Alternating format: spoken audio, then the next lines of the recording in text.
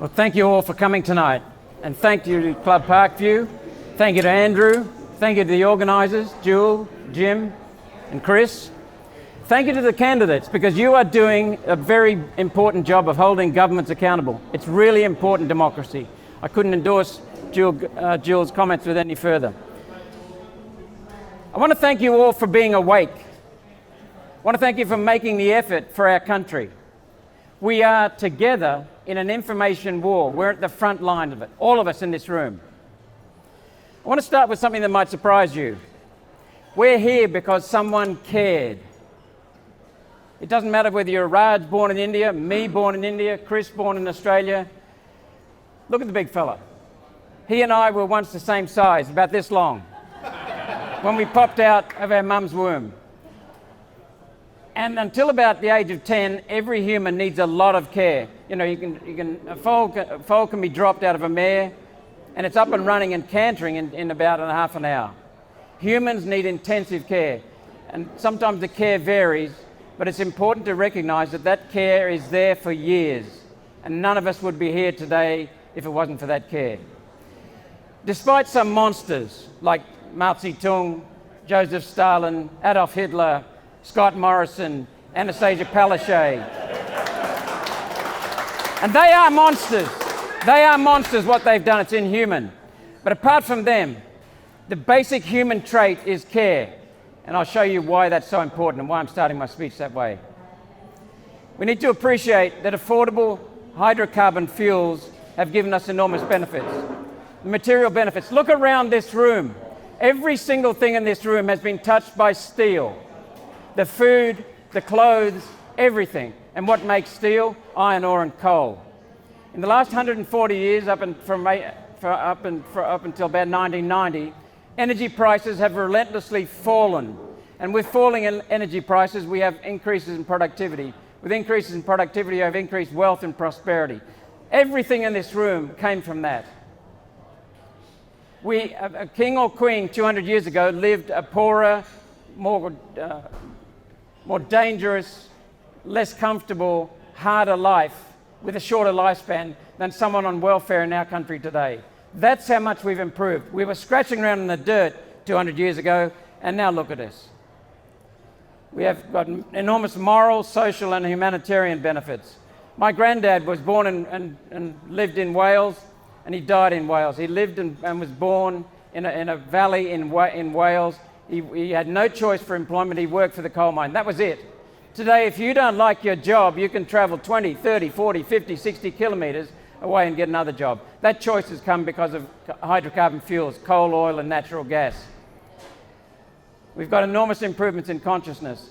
Do you know that we used whale oil for lighting in 1850? Whale oil. The best friend of whales is coal. Look at it. There's not a single whale killed for these lights. We use forests for cooking and for heating. The area of forests in the developed continents has increased 30% in the last 100 years, thanks to coal and gas and uranium. Cheap energy is essential for manufacturing and for our own security. Cheap energy that is independent of the weather. We spent thousands of years, millennia, depending on the weather. And then in the last 140 years, we became independent of the weather. That is remarkable. Doesn't make us superior to nature, but we are independent. So let's have a look at the core climate claim. Carbon dioxide from humans using hydrocarbon fuels, coal, oil, and natural gas, and from agriculture is changing climate, they claim, through claimed unprecedented, unusual, and ongoing increases of atmospheric temperature, such that human production of carbon dioxide needs to be cut. That's the core claim. They want to cut back on our carbon dioxide levels. Carbon dioxide levels, they say, are increasing because of human activity. In 2009, the year after the global financial crisis, we had a major recession around the world, almost a depression, except in this country because we were exporting to China. But around the rest of the world, they cut dramatically the use of hydrocarbon fuels, coal, oil, and natural gas, reduced dramatically the production of carbon dioxide. And what happened to the level of carbon dioxide in the atmosphere? Did it go down? No, Raj knows. It continued increasing. In 2020, we had a severe recession, almost a depression around the world, including this country, because of COVID mismanagement. It wasn't because of COVID, it was COVID mismanagement. Our use of hydrocarbon fuels decreased dramatically, our production of carbon dioxide decreased dramatically, and what happened to the level of carbon dioxide in the atmosphere? It should have decreased, but it kept increasing. Didn't even inflect. Didn't go down, didn't even inflect, it's continued increasing. We cannot affect the level of carbon dioxide in the atmosphere, and I can talk about that in question and answer. I've held the CSIRO accountable on 3 occasions, had 2.5-hour, 3-hour presentations from them and cross-examined them. I'm the only politician anywhere on the planet that has done that. And I'm not bragging, I'm showing you that because no government has held their scientific agencies accountable. The CSIRO told me these things. They have never claimed that carbon dioxide from human activity is a danger and needs to be cut. Never. So I said, who has claimed that? Because the politicians tell us you did. Go and ask the politicians. CSIRO admitted, remember this climate change is based on the belief that there's unusual global warming going on. The CSIRO admitted that today's temperatures are not unprecedented. Not unprecedented. We have been fed crap. The rate of temperature increase, they say, is increasing. No, it's not. We've been basically flat or a tiny increase since 1995, 28 years. There has been no statistically significant change in any climate variable. Temperature, water vapor, snowfall, droughts, storm severity, frequency, duration. None at all, just natural variation that comes and goes in cycles. There has been no basis for policy. When you make a policy, you determine the effect of carbon dioxide from human activity on the temperature or on some climate factor. There has never been any quantified effect of carbon dioxide from human activity. Never. Never. John Howard admitted 6 years after he got booted from Parliament, in 2013, he admitted that on the topic of climate science, he is agnostic. He doesn't have it. And I'll come back to John Howard in a little bit. Because I think you'll enjoy what I've got to say. It's not complimentary. Alan Moran, I commissioned him to do, he's a very good economist, Dr. Alan Moran, commissioned him to do a report on the hidden cost of climate policies and renewables. We've seen a trebling of prices in electricity in recent decades. We have gone from the cheapest electricity in the world to amongst the highest. We still have the same basic coal. We send out coal thousands of kilometres overland, oversea, overland to China. They generate power with our coal, and they charge 8 cents a kilowatt hour for it. We take our coal from our pit mouth straight into a power station and we sell it for 25 cents a kilowatt hour. 3 times that cost. 3 times. No transport. Why? Because of subsidies. The Australian Energy Market Commission says that the cost of subsidies for solar and wind is $90 per year for a typical household. He's wrong. You can't argue with Moran's figures because Moran got them from the government, state and federal. They're $536 a year, directly just the subsidies themselves. 39% of a household power bill. Household policies cost us $13 to $15 billion a year, $1,300 per household. So someone on the median income is really getting it in the neck. We have loss of jobs for every green job, and this comes from reliable figures from countries that have been using green energy, so-called green energy, for a long time. For every green job, solar and wind, there are 2.2 jobs lost in the real economy. The cost of transmission not included in this. These wind turbines, solar panels are not recyclable because it takes too much damn energy to recycle them. They become hideous monstrosities that are destroying the environment. They take an enormous cost of resources. The tonnage of steel required to produce a unit of electricity from coal-fired power station is about 35 tons. These figures are from Alex Epstein. The same unit of electricity from wind turbines, 546 tons. Solar panels and wind turbines can never compete. They will be subsidised forever. And the level of subsidies that you're seeing now is going to dramatically increase as our level of solar and wind increases. John Howard's government introduced the renewable energy target, which is destroying this country's electricity supply. He introduced the national electricity market, which is really a racket, a bureaucratic racket. He did that. He was the first major party leader to introduce an emissions trading scheme, a carbon dioxide tax as policy. Not the Labor Party, John Howard's government. Everywhere in the world, as subsidies for solar and wind, as the amount of solar and wind increases, the cost of electricity increases. Fact. From country to country to country. Australia has the highest per capita subsidies for solar and wind in the world. We haven't seen yet what the damage that's coming from that. We have yet to see that. It's coming. What's worse is that our level of subsidies is double the next highest in the world. Double. Every coal power station that closes in this country, you have a look at what happens straight afterwards. The prices increases. We are destroying our manufacturing sector because manufacturing sector's number one cost component is electricity. Not labour anymore, electricity. When you raise electricity prices artificially, you destroy that manufacturing, and it goes to where? We send our coal to China.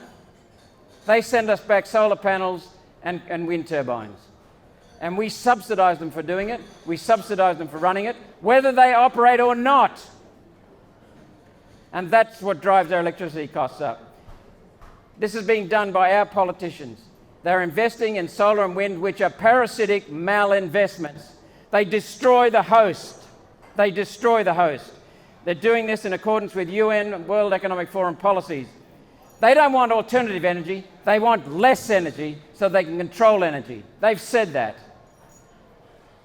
This has all been based on lies. And what they've done is they've used this as a way of stealing property rights. So now I want to come back to John Howard a third time. His government stole the rights of farmers to use their property. He stole them. And I'll tell you how this government did that. You might remember that the United Nations passed the Kyoto Protocol in 1997. John Howard said, "We won't sign it," and everyone clapped, "but we will comply with it." That meant shutting down power stations, shutting down transport, shutting down cars, shutting down industry. He knew that his government knew that that would not happen in this country. So what they did was they looked for an alternative. And they cooked up a scheme whereby they could take a farmer's land and say to that farmer, "You are not going to clear that land." And the UN agreed to do that. If they could stop the clearing of land, then that would be trees saved for absorbing carbon dioxide, as good as having a credit for reducing carbon dioxide. See what they did? He had a problem. Under Section 51, Clause 31 of the Constitution, whenever a federal government interferes with the rights to use someone's property, their rights to use the property, they must pay just terms compensation. This would have been $100, $200 billion in compensation. And he wasn't going to cop it. So what he did, his government did, the so-called free market, the so-called constitutional government did, was to go around the federal constitution, go to the state premiers, did a deal with the state premiers so that they would bring in native vegetation protection legislation to stop the clearing of land. That's what the Liberal, National, Howard, Anderson government did. They stole farmers' rights to use their land, and I mean they stole it. They had not only that, the farmer then has a massive decrease in the value of his property or her property. So that's another theft. This is not just farmers. Brisbane City Council right now is taking a block of land off an 80-year-old man who wants to sit back and retire. He's developing, he's had several blocks of land, he's selling them all. They've taken one block and just stolen it and said we're making that a reserve. Now I've got no problem with anyone, as I said to Peter a little while ago, with the government coming in, state, federal, local, and saying I want some of your land for the benefit of the community. If you want it for the benefit of the community must pay for it. You do not steal land. It's fundamental. You do not steal any property. These things are happening in city residents. It's not just suburban residents, it's also city residents and it's farmers. Fundamentally, this is about control. It is an extremely serious issue. It is about destroying initiative and destroying responsibility.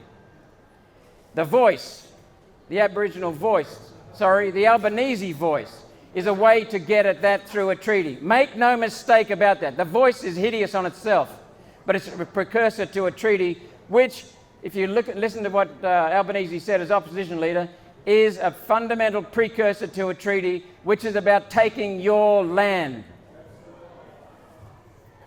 I'll echo something else that I've said many, many times. I'll echo Greenie saying this. The owner of the land, and quite often that's a farmer, is the best protector of the environment. The best protector of the environment. And it's really simple. It's really simple to understand. That farmer is relying upon that land value when they retire to be their superannuation or to hand it to their kids. If they destroy it, there's nothing there for them. They are the best protectors of the environment. And a farmer also knows that the environment is extremely important to the balance of the farm. We've had fishing rights stolen in this country. We've had food security now under threat. And listen to some of these insanities. They are stealing the property, and that's one insanity, but listen to some of these other insanities. Australia produces 500 million tonnes of coal. That sounds like a lot, but Raj, we're about number 5 or 6, aren't we? Behind America, Russia, India, Indonesia, that's right, and China. We produce 500 million tonnes of coal a year, and we export most of it. China produces 4.5 billion tonnes a year. 4.5. They manufacture stuff there, send it back here. This is insane. We are now dependent on the Chinese. The Chinese use our coal to make solar panels and wind turbines, using our subsidies that increases the cost of our electricity, that drives manufacturing to China. You see the picture? On a Gladstone Wharf, I overflew the port of Gladstone recently. I saw 38 coal ships out off the port. Sometimes there are 50, waiting to be loaded. I watched as we flew over one coal boat at the wharf being loaded with Australian coal. And I watched on a neighbouring wharf hideous amounts of wind turbine blades coming in. We send them wonderful energy and they send us back crap. And that's because of the government. The environmental damage. If you uncover coal, you have to pay so many dollars per acre cleared, hectare cleared, as a bond to make sure you reclaim it. That's a serious amount of money, and that's fair enough. Wind turbines, solar panels, no bond. Who's going to pick up the liability when they leave? I'll tell you who it will be. It'll be the property owner or the state. No bond, no liability at the end. Wind turbines are damaging human health. They're damaging agricultural land. Solar panels are damaging agricultural land. They don't even have to worry about clearing trees. Let's just clear the trees, whatever you want. Pump storage, I haven't got time to go into the details, but pump storage. Snowy 2, complete failure. They wouldn't let us see the business case details. They had no cost-benefit analysis. It is a pipe dream and it was done for political purposes only. It is a complete failure, and it is a remarkable symbol of the failure of the national electricity market. That's the only reason it can ever work, and I don't think it will work. Yungala and Barumba are from the state government, and they are taking away attention from serious failures of their own in the state hospital system. I visited Neera Creek some time ago. They're wanting to put in toxic solar panels there in a hailstone-affected area. Neera Creek goes straight into Wivenhoe Dam, which is a source of our water supply for Ipswich, Logan, Bow Desert, Gold Coast, Toowoomba in an emergency, Brisbane. 2.5 million people with toxins in their water if that solar panel goes ahead. We are now making our electricity supply dependent on weather, solar and wind, destroying lives, destroying livelihoods, destroying security. Here's the key point. The government in this country is allowing this to happen. The key problem is poor governance under the Liberal Nationals and Labor Greens. They do not use data in making these decisions. That's why the CSIRO has got no evidence, because it doesn't matter. It doesn't matter. It's just your money they're wasting. The problem, every single major problem in our country starts in Canberra. Every one of them. Where are the solutions? With the people. Who pays for the problems? The people. Who pays for them? We do. We do. Every major climate and energy policy, this will surprise some people, every major climate and energy policy was introduced by the Liberal National Party. Every one of them. And the worst of all was the Howard Anderson Liberal National Party government. That started the damage, it laid the foundations. Rudd came along and turbocharged it. Then Morrison introduced more. The safeguard mechanism that Chris Bowen introduced with Albanese in last September was introduced by Turnbull and Hunt in 2015, and it quietly slipped through before I was in the Parliament without any of the media taking attention. And they said it was the basis for a carbon dioxide tax globally. Look at the COVID contradictions in the last 3 years. There's no trust. Liberal and Labor were working together on that. And that brings me to my next point. We have ceded our sovereignty in this country, or rather we haven't, but the politicians in Canberra and the Liberal National Party and the Labor Greens parties have ceded our sovereignty. They're putting in place United Nations World Economic Forum policies with no authority. Were you ever asked to vote for any of these policies in an election, these UN policies? No. The next point I want to make is that the UN and the World Economic Forum are anti-human. They are anti-human. That's why I talked about care as the first thing. Because what they're doing, and they ingrain it in kids from when they're little, they're saying humans are greedy, rapacious, uncaring, irresponsible, you just don't care. And nothing is further from the truth. We are the only species on this planet who, when we realize we're doing damage, we fix it. Every other species goes extinct because we've got a brain and we take enormous care in our environment. Ask any farmer, enormous care for the environment. And what these bastards do is they load you up with fear, isolate you, saying you're on your own. This is what they've done all through COVID. They're doing it with climate. You'll kill granny. You'll kill your next generation. They make us fearful, and they think that, and we start thinking that we're crazy because we don't do what they're saying. They use fear as a tool. Children are scared. They're afraid of living because there's so much guilt that they're going to end. You know, Al Gore has come out so many times and said the world will end in the next 10 years. He first said it 27 years ago. The anti-human scam is the biggest scam we have going. It's spread by the same people who spread the COVID exaggerations and mismanagement and deceit. The climate scam, the climate fraud, the money fraud. This is what their real problems are. And that's where their number one objective is to put in place communism. Not my words, their words. And the way they do that is you destroy family. Family Law Act came from the UN, 1975. You destroy religion so the people haven't got a faith to go to. You put in massive government. Everywhere in this state, in our country, government's got its fingers. It tells parents how to parent. It tells parents how to look after their children. And number one for a communist, stealing someone's property rights. And I want to commend Jewel and Jim and Chris for standing up. So here's what I'd like you to do, please. Help us to help you. Spread the word. Share it. Jewel had the same points. Share these things. Many of you already know what I'm talking about. Share it. Be citizens. Hold your members of parliament accountable. Who pays my salary? Louder? We do. That's right. And you pay your own member's salary. You pay the member for Oxley's salary, Speaker of the House. You pay every senator's salary. You pay the state MP's salary. You pay the councillors their salary. Make them earn it. They're supposed to use this and this to work for you. We don't need a voice. We need politicians with ears, not a voice. But we have to hold them accountable for their decisions. Tell them what you want. If you've seen some of my videos and you like them, please share them with someone who doesn't know of Malcolm Roberts. Volunteer at elections. Take part as candidates. Volunteer in elections. Hand out how to vote cards. Be scrutineers. Door knocking. And above all, vote.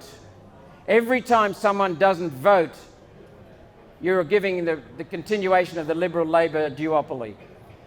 And if you're a One Nation voter, take another person who doesn't normally vote and get them to vote. Join One Nation. Our headquarters, because we've now got members of parliament in 5 of the 7 parliaments in this country.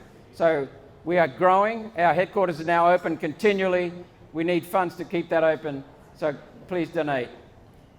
We have got the CSIRO cold. There is no evidence for any of these climate policies, any of this reason for stealing our property rights. It's a matter of time before we crack them. But the thing is, working in Canberra is like being in syrup, like walking in syrup. It is just so slippery and so stultifying. It's the politics that drives what happens in Canberra, not the data. The intent of federal politicians and state politicians quite often is not to serve, it's to look after their vested interests, look after their mates, look after their donors. In the old days, if I'd had a gun and held it up to Chris Green's head, you would know that this little fellow is controlling this guy, right? These days, they don't do it with a gun. They do it through indoctrination and media. And the people are asleep, so please help us to wake them up. Please remember that as much as they tried to make you feel isolated, vulnerable and alone and terrified in COVID, you are not alone. Look at this room. It's wonderful. As people awaken, we're growing. So I want to leave you with these last few thoughts. You're going in the right direction. Together, we are going in the right direction. People are waking up. Help us to help you. And above all, be very, very pro-human. We are wonderful creatures, wonderful species. We don't always behave ourselves, but we are wonderful. Keep that in the back of your mind and in your heart all the time. Thank you so much.